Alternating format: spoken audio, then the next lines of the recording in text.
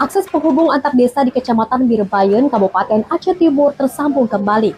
Jembatan penghubung desa Alu Sentang dan desa Alu Gading Kebun, Dusun Alu Mekuh yang sempat putus dibangun jembatan darurat Aramco atau jembatan pipa baja.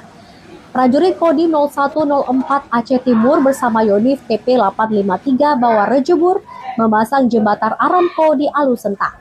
Jembatan difungsikan sebagai akses sementara sambil menunggu perbaikan permanen dari pihak terkait. Material jembatan dirakit dan dipasang secara bertahap agar dapat segera digunakan oleh warga. Jembatan tersebut menjadi jalur utama warga untuk beraktivitas termasuk distribusi kebutuhan harian. Telah memberikan bantuan kepada kami berupa jembatan Aramco yang menghubungkan desa kami, desa Alu Sentang, Kecamatan Birbayen dengan desa Bukit Lemak yang selama ini akses kami terputus. Nah, dengan ini kami sekali lagi mengucapkan banyak ribuan terima kasih kepada seluruh instansi yang terkait.